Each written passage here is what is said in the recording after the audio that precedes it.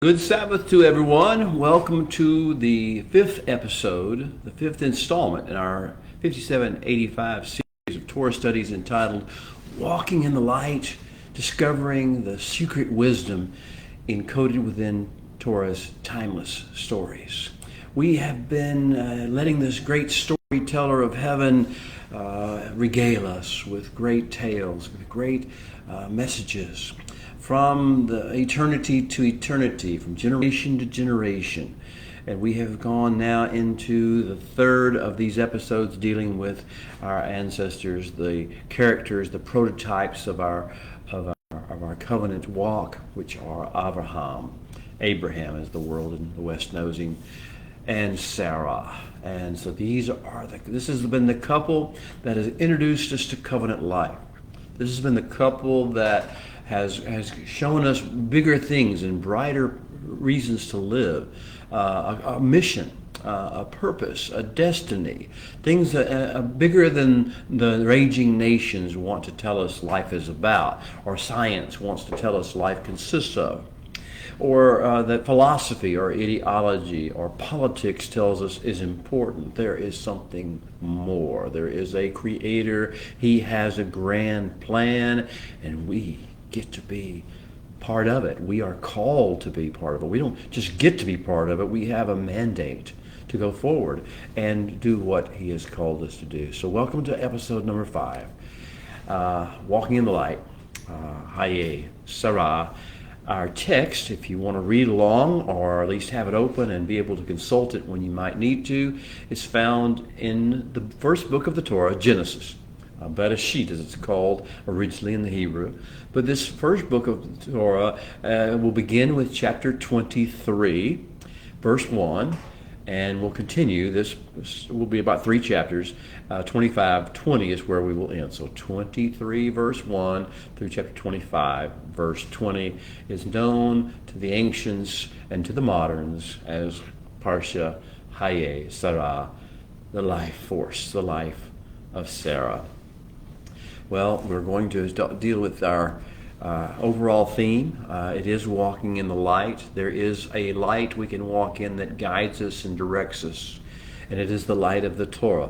The Torah starts off with these stories and begins to grow and morph into something even more beautiful, which is specific directions and guidance as to how to navigate the matters of darkness of the world with the light of the Creator of the universe, with heavenly energy, with heavenly mission, with heavenly purpose, and with heavenly impact as we go, walking in the light.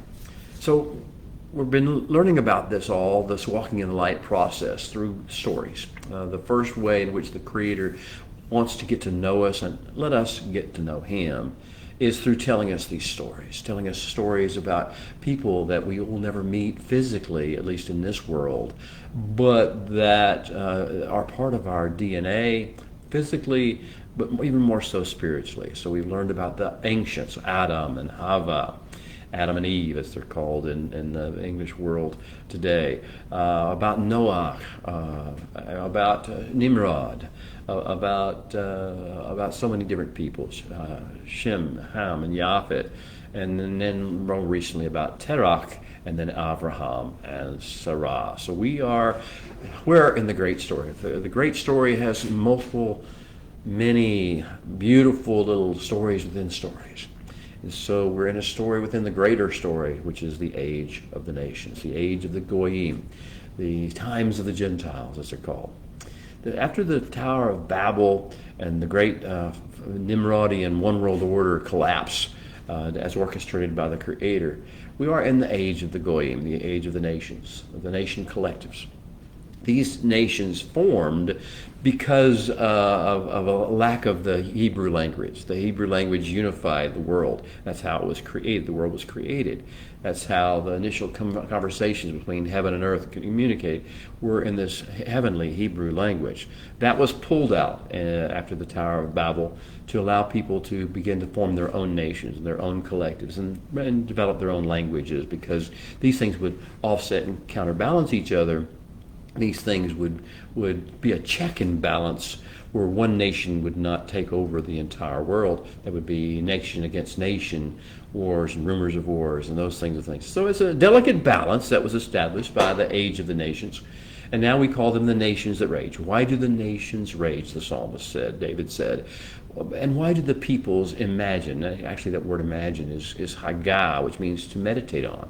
Why do the peoples keep obsessing about and thinking about vain stuff, things that don't really matter, things that will just pass away into nothingness? Why do that? Well, this is the age when people are doing that. The people around us are all doing that, one form or another. And we're called to be something different. And the stories are telling us what the something different is supposed to look like and what it's supposed to achieve. Because the nations, the raging nations out there, these collectives that are counterbalancing each other, are each one eaten up with Ra, Shakhat, and Hamas. Now, I'll give you the English because most people are so familiar with the English, but Ra is translated into English in the King James Version as evil. Shakhat, the second of the triumvirate here, is Shakhat is translated into English in the King James Version as corruption. So we have evil, corruption. I know those terms may make you conjure up things in your Western minds that don't really go with the Hebrew of Ra and Shakhat, but I'm going to have to live with what it is right now. We'll go on, because Ra, Shakhat, there's one more, Hamas. That name should sound familiar to you. It's been adopted by a certain group of people in today's world. But the word means violence, cruelty, oppression, forcing other people to do things by virtue of threatening them, intimidating them, hurting them, or killing their loved ones. This is the idea of Hamas. So Ra, Shakhat, and Hamas are running rampant through the raging nations. Each one has its toxic cocktail and blend. There's no unique nation that's pure and holy. The Native American peoples were not pure and holy. There is no greater one nation with more morality than another. They're all filled with Ra, Shakhat, and Hamas. And that's the counterbalance. That's why there needs to be another nation, a great nation, a nation that transcends these nations. We're getting a little ahead of ourselves. That's what Abraham and Sarah are founding and becoming the DNA structural basis for. So we have this, the Holy One is not going to leave the nations in the situation they're in right now. He's not going to leave them without a great pressure release, without a possibility of healing and restoration. So over the past 2 weeks, the Holy One's been introducing his plan. He's been introducing prototypes for a pan-national, pan-ethnic, pan-racial, hope for humankind people, a great nation, superseding, transcending the nations that rage and the peoples that imagine vain things. Who are these prototypes? Who are these assets that he's introducing to the world? Their names are Abraham and Sarah. We have been getting to know them as we've been getting to know the Creator who put them on earth, who designed their lives. We've been getting to know and love and identify with Abraham and Sarah because it's supposed to be part of who we are. We are not just reading stories about historical figures. We realize there's something more going on. This endearing couple's stories are actually our stories. The mission to which these prototypical couple was assigned is our mission. What is that mission? It is the Holy One, the Creator's strategic initiative to redeem mankind as a species, and to restore all of creation and its ecosystem and its species within to intended Edenic state. Their mission in their day is our mission in our day. What is that mission? Well, there are 3 phases that have been introduced through the stories of Abraham and Sarai. The first one is Genesis 12, 1 through 3. The first phase, the Lech Lecha phase. The Lech Lecha phase means you've got to separate from the raging nations. You're going to be deployed in the raging nations, sowed like seed into the nations and the places of the world, but you have to separate in the mind and the heart and the spirit. You have to realize you're a different breed. You're a different species, basically, a subspecies at least, of the human race. And we are to use this. Blessed, I will bless you, I will make you a great name, I'll make you a great nation, I will cause you to be a blessing, all the things that are in Will 1:3, and he will become the marking, dividing line between nations and peoples that I bless, and nations and peoples that are under limitations and restrictions, called curses by the English language. You are the dividing line. How people treat you will make that decision. This is phase one of the mission, to be the dividing line. Oh, but there's a second part of that the other side of that coin is we also are a blessing to every family on the face of the earth. That's the promises of Genesis 12, 1 through 3. Phase one of the mission as revealed through Abraham and Sarah. And then there's phase two, Genesis 18 through 19. Last week in Parsha Va'era, we discussed a little bit about this calling. I've known Abraham. I've known him, the Holy One Creator says. I've known him that he may instruct and direct and guide his son, his children, his family, his household after him, and that they may know the way of the Holy One, and that they may do Zedek, that which is worthy of being built upon, that has substantial, substantive, weight-bearing capacity, that which you can use, like in a building project, a good project that meets specs. Zedek, that they would do and make Zedek in the world, and they would also make and do Mishpat, that they would do that which is directing us toward that which will fix things, that which will bring about a healing and a restoration, bring about redemption for mankind, bring about restoration for the creation on a micro level. These are the things that we are called to do. As phase two, we are always to be about the business of the way of the Holy One, Zedek and Hamas. We're not judges. We're not here to condemn. We're not here to punish. We're not here to have opinions. We're here to bring healing and life to the world. Then there was the third phase in Genesis 22:18. And there will be a blessing to every nation. This is where we go from being blessings to families, individual households, like the family we'll see of Ruth of Moab, and of Rahab of Canaan, of Jericho. We'll see how we go from blessings to families to blessings of nations, and that's where we wind up. That's the third phase of the Abrahamic and Sarah mission calling. It's our mission as well. Mission is to deploy within the raging nations, be sown like seed within those nations, and while there, serve as a counterbalance to the reign of terror that's being wrought in those nations by Ra, Shechat, and Hamas. Again, the English: evil, corruption, and violence, cruelty, oppression. By nation rage, the violence, the reign of terror being wrought by nation rage and vain imagination, obsession, meditating, thinking about, obsessing over stuff that doesn't matter, except in their own emotional matrix.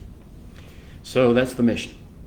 What's our assignment? Our assignment is to build on earth, per the specifications that are laid out in the Torah, a functioning kingdom of heaven-centered, beauty realm infused, and empowered service model, a counterbalance to the nations. And to make sure that that kingdom of heaven-centered, beauty realm infused, empowered service model is open and available and accessible to all times by the world, by the families of the family nations of the world. And to do so, make sure it's available in every nation in the world, in every culture of the world, in every generation of each of those cultures. Wow, that's a dramatic, that is an ambitious undertaking. Well, alas, while the societal impact that has been wrought, according to the plan of the Holy One, by Sarah and Abraham's decades of walking with him on the earth, that will last forever. With their physical bodies, the mortal bodies that we get to know as Abraham and Sarah, their bodies will not last at all. Their bodies are on their way to their expiration point, to their vanishing point, to the portal of the veil, as I call it. So this week's Parsha, Chayei Sarah, addresses issues of passing through the veil, addresses issues of preparing for our mortality and dealing with our mortality and the aftermath of our life on earth and our death. So this week's Parsha is about how the world changes when sons and daughters of the covenant grow old and die. Do not think we will be exempt from death in the physical realm. The mortal body will expire. The Spirit, though, is eternal, and the Spirit's and the message of what's done, if it's done according to the words of the Holy One, the Hebrew mindset of what that is, if things that are done in the flesh are done with the guidance and the direction and the empowerment of the Spirit of the living God, the eternal Spirit, they will live forever, but our bodies will not. The thing about the covenant is that it is designed and empowered to continue Lador Vidor, from, in English we would read it, translation, generation to generation, from generation to generation. It actually, generation is not the right word there, Lador Vidor, the attribute of the covenant relationship. It really means cycle after cycle, repetitive, earth cycles, atmospheric cycle after atmospheric cycle, every cycle after cycle, Lador Vidor. This is how the covenant works. It's not a one-time. Covenant is not like saying we only see things one time. No, we'll see things over and over again, generation after generation, cycle after cycle. So here we are, Parsha Chayei, beginning with chapter 23, verse 1. When matriarchs and patriarchs pass through the veil, pass into the portal and leave us, what kind of mark should a patriarch and a matriarch leave? And who will take up their torch and their mantle? And how will we know who it will be? And how will the world recognize that the one who took up their torch and their mantle, is indeed a successor of the covenant and a worthy heir of all the promises that the Holy One gives through Abraham and Sarah? How will they know? This is what I call advanced lessons in kingdom counterculture. The stories that will be told by the great storyteller talk about advanced lessons. They deliver advanced lessons in kingdom counterculture. If we're going to be the kingdom's offset and balance that's going to bring healing and tikkun, restoration into the world, into its nations, into its families, we have to learn the kingdom counterculture methodology. And we have to understand there are flashpoints of life where we could choose the wrong way. We could choose the ways of the raging nations and the vain imagination of obsessed peoples.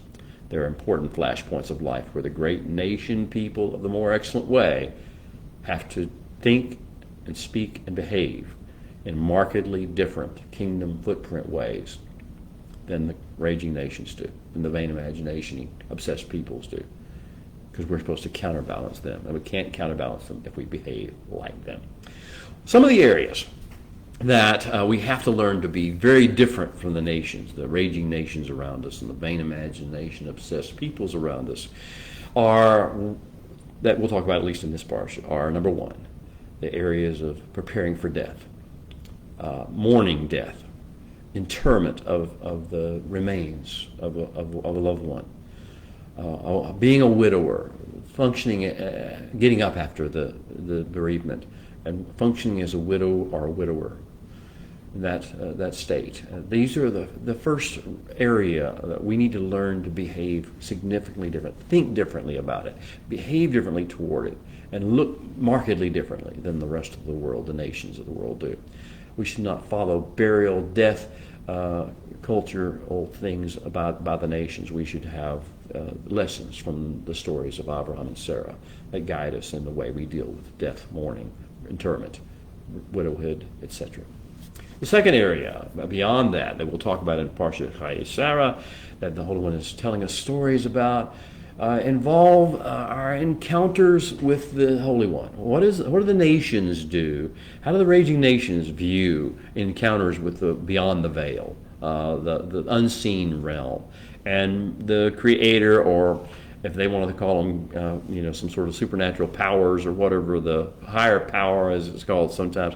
How do they deal with that versus how do we deal with that? We're going to see a parable, a real-life parable in the life of Abraham's servant about introducing us to divine encounter, encountering the divine, and actually functioning in the presence of the Holy One and conversing with Him, communing with Him, and actually engaging in prayer and meditation in meaningful ways.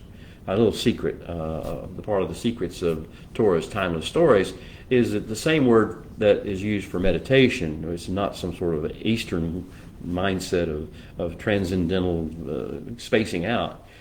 Meditation is just thinking about and focusing on a thing. Now, the vain imagination of peoples. Why do the nations rage and the peoples imagine a vain thing? That word for imagination is not imagine as we think of it. It is hadagaga, which means to meditate, to think on, to concentrate on, to focus on. Why do the nations focus on vanity, vain things? That's the story. Well, we're the opposite. We meditate as well. We focus on things and concentrate on things and stay fixed on things as well. But the things that we stay fixed on are things of the heavenlies, things of the kingdom. Okay, that's the idea. We're learning how to be different in the areas of divine communication, divine and intervention, prayer and meditation. The third area where we must diverge from the ways of the nations and the thoughts of the nations and the approaches of the nations have to do with courtship, betrothal, stewardship of sexuality, and marriage. Courtship, betrothal, stewardship of sexuality. You could add romance if you wanted to add that, and marriage. We must not look like the world. We must not pattern our behaviors in regard to these things after the patterns of the raging nations and the people that imagine vain things. You see, beloved, we are called to be different. We're called to be markedly different and connected to the Creator and following His directions in regard to courtship, betrothal, stewardship of sexuality, romance, and marriage. The fourth of the elements of difference that we're supposed to be finding great differences and learning from these stories how to be different from the rest of the world. That our calling is to be different from the rest of the world. There is leaving a legacy and estate planning, as it were. What do we leave behind?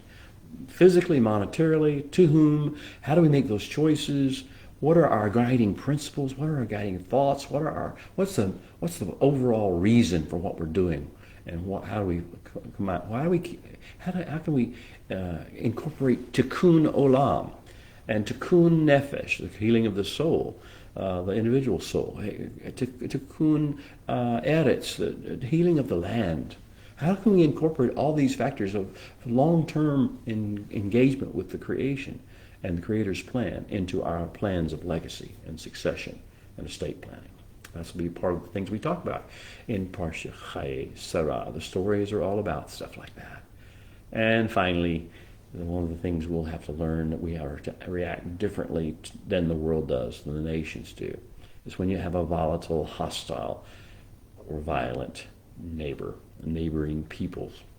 We're going to specifically think about Yishmael and his descendants, which will be the way the Parsha ends, realizing that right next to us, living in our neighborhood, when we get to our promised land, and the land of the patriarchs is our promised land, right next to us is going to be our most vile, angry, violent, volatile neighbor, and we're going to have to learn to cope with that and let iron sharpen iron and learn how to hopefully make the best of that situation. We're given a table prepared for us in the presence of, yes, our enemies. That's kind of a summary of Parsha Chayei Sarah, and we never, on these little sessions we have together in the mornings in the short time that I have, we never get too detailed. I allow that to be done in your private discussions or studies or in your faith communities, talks and conversations that you have after or another time. So I'm just trying to give you some approaches to and some wonder about these great stories the Creator is telling us. The people of the covenant are not to do much of anything, including the life cycle things I just told you about, in the same way the raging nations do. In every area that the raging nations have fallen into harmful patterns, which are some of those that we've talked about, we, as the covenant people, as the seed of Abraham and Sarah, are to model a more excellent way, a way of tikkun, a way of zedek, a way of mishpat, a way of restoration, in English, restoration, righteousness, but, well, that's the wrong term, and justice, and that's the wrong term. The English always talks in pseudo-intellectual form, without substance. It's all just imagination and thought. But in Hebrew, these have meanings and deep impact upon actual life experiences and life activities. So we are to be the model of a more excellent way, the way the Creator has designed. Now we're going to find out in Parsha Chayei that there is an objective of divine interaction and romance, of calling upon our lives that goes beyond our own personal experience. Many people want to talk about their personal relationship with God or with the Creator or however they wish to phrase it. And I'm not worried about your nomenclature. But many people want to focus on my relationship and with the Holy One. Well, it's about more than that. Everything we do, we're part of a great collective, a great nation collective. That's the whole idea of the covenant and the Abrahamic connection, and why the Torah and all the messages in the divine revelation scheme start with this issue of building a covenant relationship and letting us know we're in this covenant relationship. The thing about a covenant relationship is it's not about us. It's not about me. It's never about what I want or what I feel like I need. It's always about the greater plan and transgenerational impact. Oh, beloved, your life was created and designed and is empowered to leave transgenerational impact. What will that impact be is the only question you've got to deal with. What level, what number of years, and what quality and what quantity of impact will you have is the only question, because you're designed to leave an impact upon generations. So it's time to consider the challenge, passing the torch. Passing the torch to the next generation of the covenant.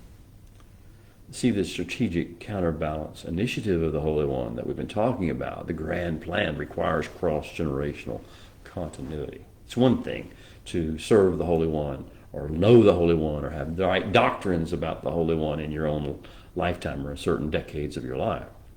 It's another thing altogether to pass on the light of the Holy One that light guides through every situation and encounter to generation after generation.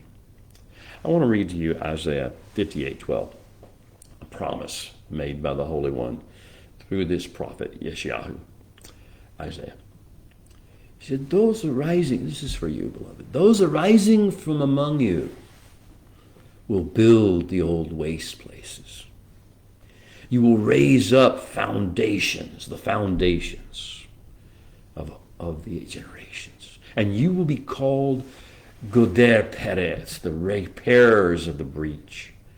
Vishanev Latibot Leshavet. You will call the restorer of the trampled dwelling places. Those arising from among you, he says, will rebuild the old waste places. You will raise up the foundations of the generations, and you will be called the repairer of the breach and the restorer of the trampled dwelling places. Oh, beloved, cross-generational continuity.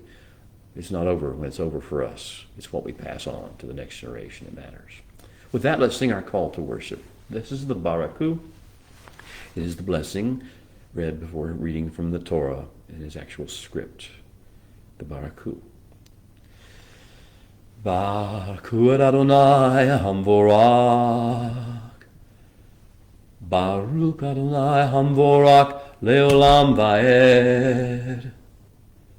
Baruch Atah Adonai Eloheinu Melech Haolam Asher Bakar Banu Mikol Ha'amin V'natan Lanu Et Torato. Baruch Atah Adonai Noten HaTorah. Amen. And now may you open our eyes, O Holy One, that we may see wondrous things in your Torah. We're just strangers in this earth, so do not hide your instructions from us. And with that, now gather round, children of the Most High, sons and daughters of Abraham, sons and daughters of the covenant. Gather round, it's story time. Again, the great storyteller is ready to tell you more stories. But I'll warn you, before we start the stories, I got to give you a little more about this hidden wisdom, the secret wisdom encoded within these stories. I'm going to give you what I call the rabbi's son rule of Torah understanding. If you ever have known a rabbi's son or a preacher's son in the Christian tradition, you understand that life in that home, as being the son of a rabbi or the son of a preacher, tends to subject you to having your stories retold. You have nothing private because your stories are going to be retold and used as fodder for sermons or used for illustrative purposes. The rabbi's son rule of Torah understanding is, if you know someone who's telling a story, they're going to tell your story in the middle of it. Well, these are called testimonies, matters of testimony, edut in the Hebrew. It's a form of communication. And so what we've been reading, these stories that we're reading of Abraham and Sarah and so many others, we'll be going on to Yitzhak and Rivka.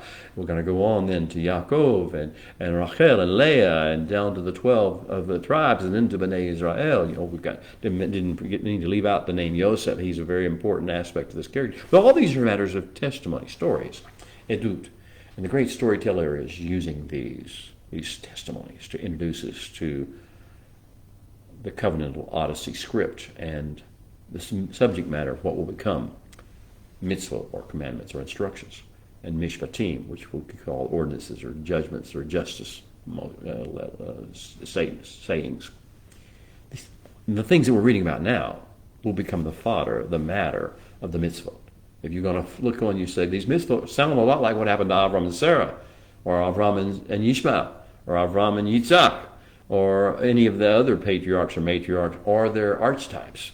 You see there, the great storyteller is introducing us in story form through the Odyssey script of Avram and Sarah and their seed to what's going to become the subject matter of the mitzvah later on. This is a great revelatory scheme. He knows he's developing us. It's one unit, but yet there are stories within the stories. So there is a method to the master planner and storyteller's madness. But what are we to do with these stories? We're about to read more stories about Abraham and Sarah. The last stories we'll read about Abraham and Sarah.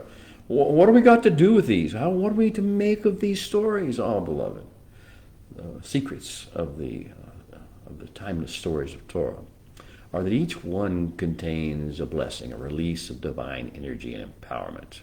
The words, the retelling brings about actually a package of seeds, a seed of a blessing cornucopia. So whenever we read or we talk about, we discuss these stories, we connect with these stories or the people of these stories and the Holy One. Through those people, we begin to become a fertile field. We have blessings sprouting up in us. There is a blessing that goes with the reading and the study of these stories. Secondly, you need to understand that these stories are an essential part of the greater revelatory scheme.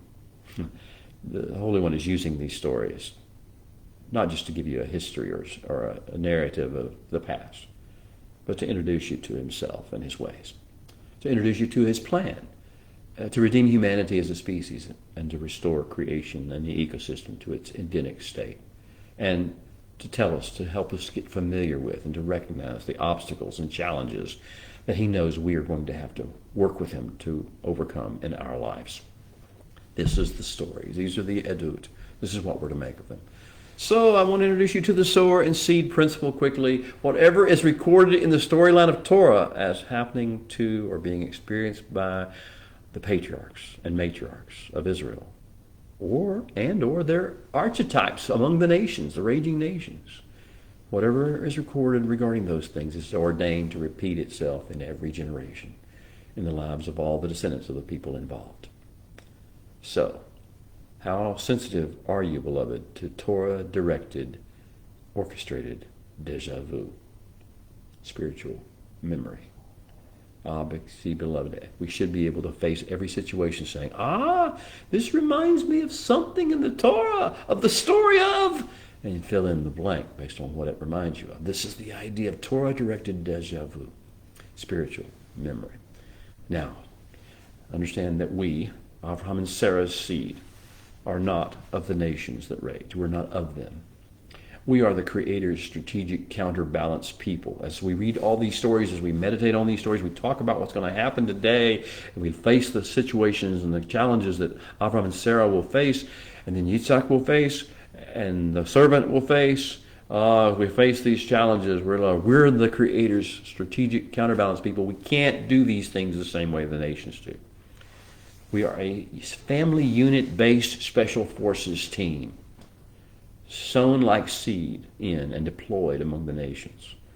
We're to offer them, to model for them another more excellent way than they have ever even conceived. It's called Derech Adonai, the way of the Holy One. To co-labor with the Creator, to make and do and build something that can be built upon, Zedek, and that which is Mishpat, that which is guiding us toward the ultimate goal of Tikkun Olam in every situation, in every challenge, in every context. Always having the eye toward Tikkun. Tikkun Nefesh, of the soul, individual soul. Tikkun Adam, of mankind as a species. Tikkun Eretz, the healing of the land. And Tikkun Olam, the healing of the generations of the age. Now, back to the stories where we left off.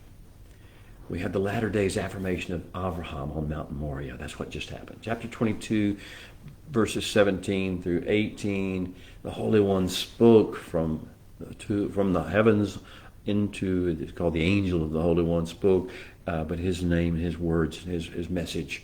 Ki barek, when I bless, I will bless you. When I bless, I will bless you. And when I will multiply your seed as the stars of the heavens and of the sand of the seashore, the Holy One promised Abraham and Yitzhak. And your seed will possess the gate of their enemies. Now that may not mean what you think it means. It's not some storming the gates and ruling them with an iron rod. But the seed will possess the gates of their enemies. And in your seed will all the nations, the goyim of the earth, be blessed. That's the secret key. More than possessing the gate of the enemies, it's so that the nations of the earth will be blessed. And why? What is the secret? Because you have Shemad, my voice. That's where we left off. Avram has passed the great test of Moriah, or Raya, as the Western world calls it. And Yitzhak has changed too. He now has a story to tell. Can you imagine him telling the story of what happened to him on that journey up Moriah and while they were at the mountain, and when the ram was seen in the thicket and how that all developed? Yitzhak now has a story of awe and wonder and grace like Avram. And a story of deliverance to tell the world, a story that only one, our Rabbi Yeshua of Nazareth, will ever surpass in majesty. Well, Avram got two messages. The first was good news. They ended last Parsha with some good news from the house of his brother Nachor. He and Sarah left Haran. Since Avram and Sarah left Haran, Avram has become an uncle to 8 boys, and he's become a great uncle to a girl. This girl's going to play a role in the future. We haven't got to it yet, but understand that we're told in advance that she'll exist before we ever know why she exists. She is the great niece of Avram and her little girl in Padan Aram named Rivka. The Western world likes to call her Rebecca. Well, the second message that Avram's going to receive is not such good news. While Avram and Yitzhak are away having the adventure of their lives on Mount Moriah, something happened to the physical body of our great matriarch, beloved matriarch, Sarah. Sarah Manu died. Shocking to hear it. We hoped somehow that our mortal bodies, because of our covenant relationship with the Holy One, would be eternal and immortal, and they wouldn't suffer the sickness and death and dying. But we do. Our spirits are eternal, but our flesh is mortal and temporal. So that's what's happened, and that's going to color everything we do or read about in the stories of Parsha Chayei. So come, beloved, let us go up to the ancestral camp of the patriarchs and matriarchs at Hebron. Let us pay our respects to the greatest, the first matriarch of them all. And let us both ponder the meaning and consider the protocols of the Hebrew phrase, Lador, Vador, from generation to generation, from cycle to cycle. First reading comes from Genesis 23, verses 1 through 4. I'll read it in Hebrew and give you the best English translation I can come up with on the spur of the moment. Vayiyu Chayei Sarah, and Sarah's life was Mea Shana ve'ezrim Shana ve'sheva Shanim. It was 100 years and 20 years and 7 years. 127 altogether. Shnei Chayei Sarah. These were the years of the life force of Sarah. Vatamot Sarah, and Sarah died. V'kiryat arba ki hu he Hebron. And Sarah died and reached her assigned vanishing point at the city of Four, Kiryat Arba, which is Hebron. Yavo Avram, and Avram came. Lisfod Sarah, to beat his chest for Sarah. Vilipkota, to weep for her, to let tears roll down his face. That's how it starts. The outline of this parsha from this point forward, that sets the tone for everything in this parsha, the death of Sarah.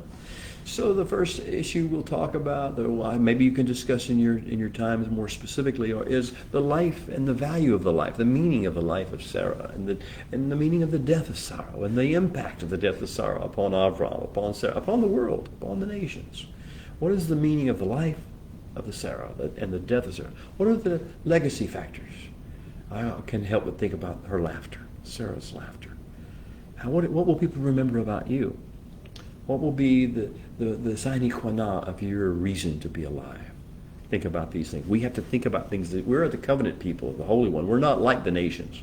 We're not just out to get a bucket list of things that will please our flesh or our pseudo-intellect. We're here to leave a legacy. Well, the life and death of Sarah is the first issue. And then we see, second thing we'll see in the outline of the parsha is Avram's pattern of mourning. The Holy One wants us to know that we are not to mourn as other people mourn. We're not to follow their customs of burial, interment, and or heavens forbid, things like other ways of disposing of bodies and dealing with the death. We're to have our own pattern, a covenant pattern, and so muscle memory, spiritual memory, deja vu should come about whenever we have a loved one getting ready to pass away or has passed away. What would Avraham do? What did Abraham do? Well, Avram's pattern of mourning will be laid out for us. There are elements of it that we need to learn from. Let it become part of who we are. We learn how he came. He physically was there. He beat his chest. He went through a physical sign that expressed his emotion. Then he had tears, cleansing, purifying tears. Some of the first they start bitter, and then they became pure. And then he rose up. There are four elements of his pattern of mourning. We'll see those in Genesis 23, the first few verses. And then we see when he rose up, he had a mission to accomplish. He went to acquire a burial place for Sarah. So we have his dedication to Sarah's burial, the acquisition of the cave of Machpelah. And the next thing we'll have is the actual burial of Sarah itself. What does it mean to put her, where did he put her? How did he get her there? Who helped him? What was the nature of, and we had to walk through it with him. Walk through with Abraham, and with Yitzhak, this is his mother. Walk with, and through the raging nations who lived next door, the Hittites, the Canaanites, the Amorites who came to pay their respects to Sarah. How do you relate to them in this context? What should be the behavior pattern? Realizing it's about more than your own personal grief. Yes, it is. The next thing, next element or area we'll talk about in this parsha is Abraham's instructions regarding finding Yitzhak a bride. As Abraham recalls and realizes that his mortal life will end as well, that he needs to prepare Yitzhak to become the covenant torchbearer of the next generation, and to do that he's going to need to provide him a bride. So he begins to turn his focus toward that. So we have Abraham's instructions to the servant about how to find Yitzhak a bride. And then we find the actual quest, the actual odyssey of the servant going from Hebron or Beersheba, wherever he left from, taking a caravan full of 10 camels laden with gold and with silver, all the wealth of Abraham's house, fabrics, exquisite fabrics, beautiful spices, jewels, precious jewels and jewelry items, all fit for a queen, because that's what he was going to get a matriarch of the covenant, even more than a queen. So the idea, well, actually the journey takes place.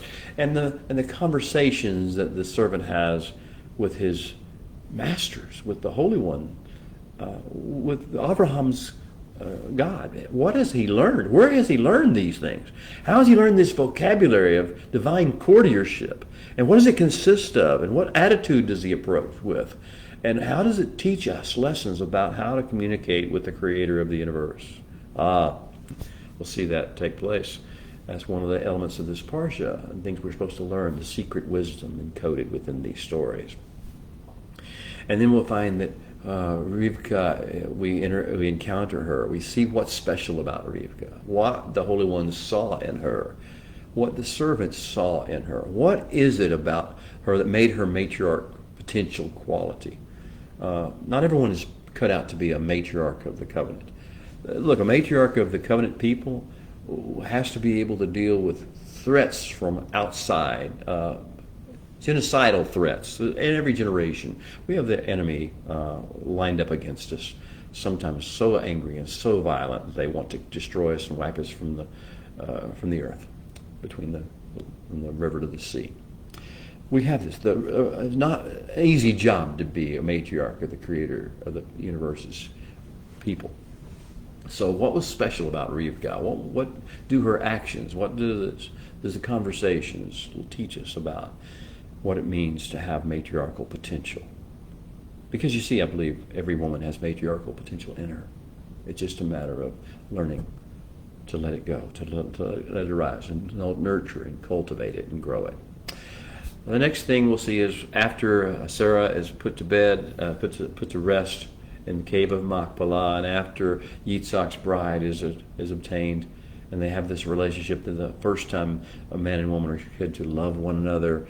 After that takes place, we have what's going to happen with Abraham's life. Life is not over. He's got 35 more years, basically, to live upon the face of the earth, and he's not going to go out, just give up and quit.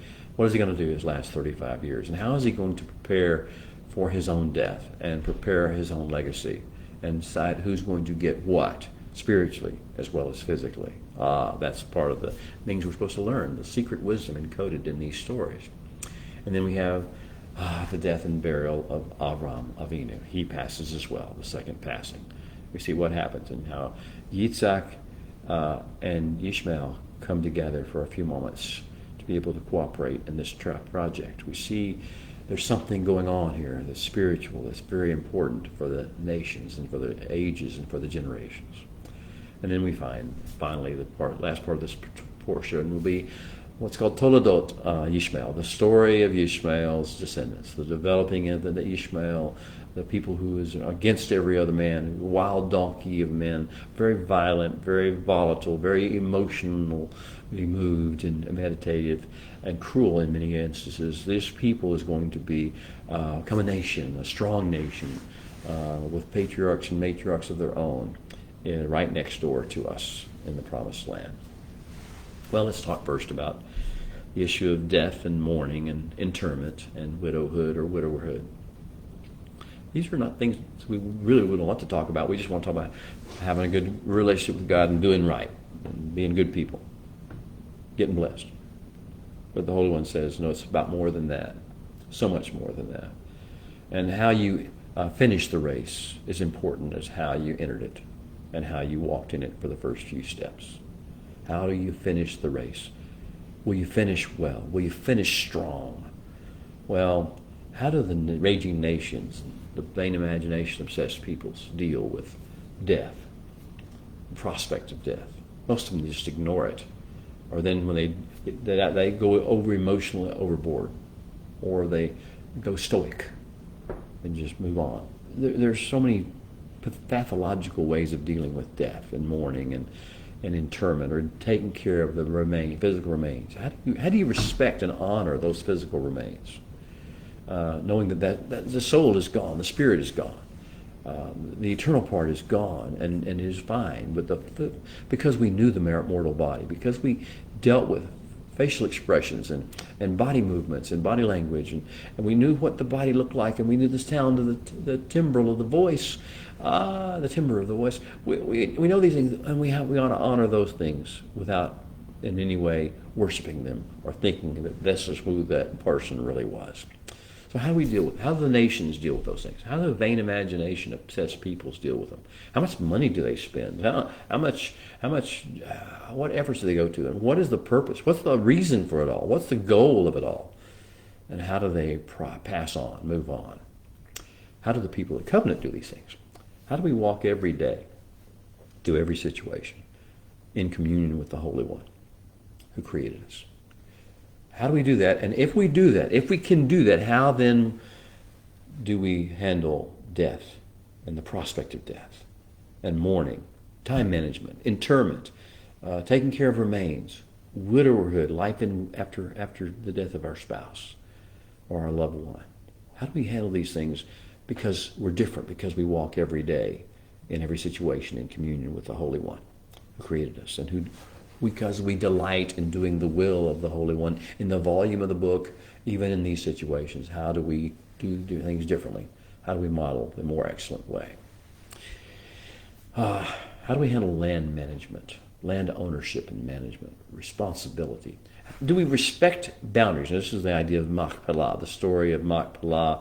Avraham is going to purchase for 400 shekels of silver a piece of ground, a cave, called Machpelah, double cave. There's two different chambers in it, and many stories about this, and we don't have time to go into the midrash, although they're colorful and beautiful.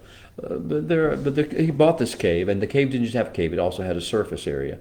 It had an orchard, had a field. All this. This is the first land that Abraham has purchased, and he purchased it from the sons of Chet for 400 shekels of silver, and it becomes the sort of the lightning rod of the covenant from that point forward, of the connection between heaven and earth, the connection of Avraham and his family with the land. How can we ever be disconnected from the land in which Sarah and later Avraham are buried? Land ownership, land management. We're not supposed to believe the societies or the culture of the world that says some people are supposed to own all the land and others are not. We're not supposed to believe that somehow nobody's supposed to own land. Land just belongs to the great spirit of the land is entrusted to us in stewardship, and we're to have respect for its boundaries and respect for the stewardship responsibilities that go with it. We are supposed to be different from the raging nations in the way they approach that. Now, we're to be different in the way we grieve. The four elements of Abraham's grief. He went. He was there. He didn't hide. He didn't run away. He came to Sarah.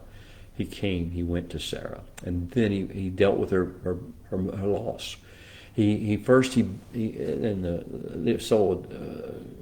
means to beat the chest, to have tear the garment. It is a physical act that is born out of great emotion. We understand there is a great emotion that comes from the ripping of the way of the life of one of your loved ones. And so we do these things. We have the beating of the chest or the ripping of the garment from the chest outward. These are the ways in which we go through. It's a process. It's a cathartic process that we go through. And we have to understand it's about healing. It's not about hurting. It's about healing. And then the next thing is the tears, the baka in Hebrew, the idea of distilling water, letting the water it's kind of like rain. When the first rain begins to fall, whatever toxins or pollutants are in the air are going to come in the rain. At first it's bitter rain, but eventually with the cleansing, the rain turns from bitter to sweet. So the tears are supposed to come. And the tears are supposed to be bitter at first, but then turn into sweetness as we begin to turn to memories of good things. With the laughter of Sarah, we remember her laughter now. We remember the good things about the people. And now we rejoice for this choice, the chance, the opportunity to have been part of their lives and have them be part of ours. Well, we're supposed to do it the more excellent way. And then we're supposed to get up, to rise. Kum in Hebrew, to get up, arise, get up. And we're supposed to get up and do something, get back involved in life, re-engage with life, not live in a cave somewhere. hiding away because of the grief that we're experiencing. You see, we're called to be different in the regard to this. Now, with regard to the issue of the second issue, which is the purchase, not just of Machpelah, but the purchase of a bride. There's so much going on here in this great story of chapter 24. Prophetically, historically, spiritually, covenantally, all involved. I hope you spend some time thinking about chapter 24 and the search for the bride for Yitzhak. The servant is sent forth with these specific instructions. Bring this girl back. And we know now, because Abraham has been told, there is a girl named Rivka, a great niece of his. And we can picture that what he's thinking is he knows what kind of culture she's living in and how she needs to be redeemed and restored. And he knows what kind of potential might be in her. So he's sending the servant to find her without even knowing exactly where she is.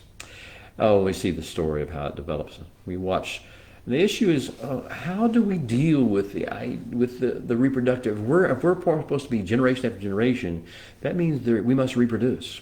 And so things that go with the human reproduction system involve sexuality and intimacy levels and becoming one flesh, basar achad, and having the potential to actually become matriarchs and patriarchs of family lines and bloodlines and stewarding these gifts and callings. How does the world deal with all this stuff? Oh, they're perverse, they're vile, they're just disgusting.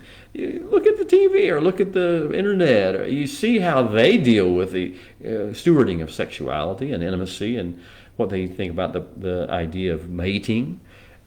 We're not supposed to be like that. We're not supposed to follow their example. Not their example with regard to courtship or marriage or dating. We're not supposed to follow these customs. Now we have to learn that. We have to hopefully be taught from youth. That's the idea of cross generation, is one man's ceiling is another man's floor. So what we should learn in our generation by the mistakes we made, we should be able to teach our children from youth, from childhood, from toddlerhood, how not to make those mistakes and how not to follow the ways of the world and the cultures of the world. We don't walk the way they walk. We don't talk. We're supposed to be an example of a counterculture, a more excellent way. Now, I want to just read a little bit about this in Hebrew from the Torah, part of the story of the Torah about this. Vayakam Avram me'al penei me'etu, and Avram stood up from before his dead.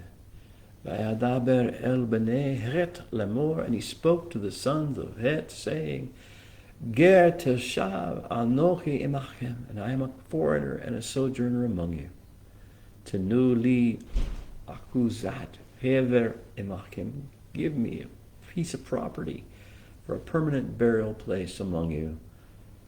Ekbera meti milfaneh, and I will bury my dead even in your presence. I'll make her a permanent testimony unto you and to the world. Well, beloved, my time with you, unfortunately, has expired. I hope to see you next week, of course, at the same time, in the same way. But nevertheless, right now we need to sit back and say, what on earth did we just hear? What have we just experienced? And what does this Parsha Chayei Sarah mean to us? What do these stories that we're told about Avram and then the bride for Yitzhak and the burial of Sarah and about Avram's second marriage after he was widowed and the way he distributed his assets at the end of his life? What does all this mean to us? What is the fact that Ishmael is now a nation aligned beside us, an enemy, and in front of who the Holy One sets our table? What does these things mean to us? Well, beloved, these stories are the secret of life. These stories contain a blessing, a way, a pathway, a sense of understanding, a sense of deja vu. This is our life as well. May you find the truth. May you find the wisdom. May you find the encouragement and the inspiration to live life well and to finish the race strong and pass this torch on to the next generation. Amen. See you next week.